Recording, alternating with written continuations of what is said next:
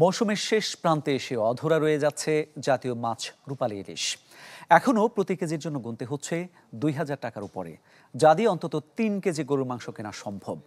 তাই দুধের স্বাদ ঘোলে মেটাতে জাটকায় সন্তুষ্ট থাকছেন অনেকে। এই সময় বাজারে আগাম সবজির সরবরাহ বাড়লেও কমছে না দাম। রাজধানীর অদূরে কেরানীগঞ্জের আটি বাজার জমে ওঠে ভোর থেকেই।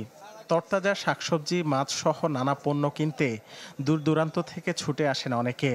তবে এখানেও ক্রেতাদের বড় অভিযোগের কেন্দ্রে ইলিশের দর।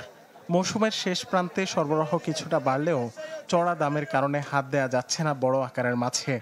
সীমিত আয়ের মানুষের চাহিদা পূরণ হচ্ছে জাটকায়। ইলিশের সঙ্গে পাল্লা দিয়ে চড়া দরে বিক্রি হচ্ছে অন্যান্য মাছও। এখন যে ইলিশের মৌসুম, আমরা যে শুধু ইলিশ খাচ্ছি এ কারণে যে অন্যান্য মাছের দাম কম সেটা না। কম হলে ভালো হতো, আমগুলো ভালো হতো, কম হলে পাবলিক গেলে ভালো হতো, ঠিক না?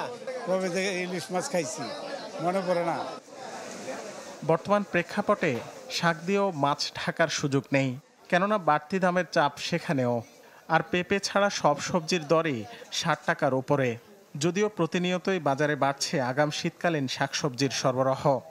১০০ টাকার নিচে শুধু কচুর গাঠিটাই ভালো পাওয়া যায়, আর ১০০ টাকার উপরেই সব সবজি। এক সপ্তাহ আগে ছিল ৮০ টাকা, এখন আছে ১০০ টাকা কেজি বিক্রি করি। ঝিঙ্গা ১০০ টাকা কেজি, আর সরষেটা ৮০ টাকা কেজি, আর মরিচ মাছটা ২৪০ টাকা কেজি বিক্রি করতেছে। কালকে ছিল ২০০ টাকা কেজি। কাঁচামাল, মাছ, মাংস এগুলো আপনার অনেক এখন ঊর্ধ্বগতি। আমাদের ফ্যামিলি চলতে খুব কষ্ট হয়ে যায়। সপ্তাহখানেক ধরে খুচরা বিক্রেতাদের কাছ থেকে পাম ও সয়াবিন তেলে বাড়তি দাম আদায় করছে কোম্পানিগুলো, যদিও সেই প্রভাব পড়েনি ভোক্তা মূল্যে। মালের কোনো ঘাটতি আমরা বুঝতেছি না, আমরা মাল চাইলে পাই, কিন্তু দাম ওরা ওই আগের দামে দিতে চাইতেছে না। আগে যেমন লাভটা বেশি থাকতো, যেমন ৫ লিটার তেল বেচতে আপনার লাভ হইতো ৩০ টাকা ২০ টাকা লাভ হইতো, এখন লাভ হইতো আপনার ১৫ টাকা ১২ টাকা। এই মুহূর্তে ভোক্তাদের খানিকটা স্বস্তি ব্রয়লার মুরগি, ডিম আর আলু পেঁয়াজে। টিসিবির হিসাবে গেল এক সপ্তাহে খোলা ভোজ্য তেল ও আদা ছাড়া বাড়েনি কোনো পণ্যের দর।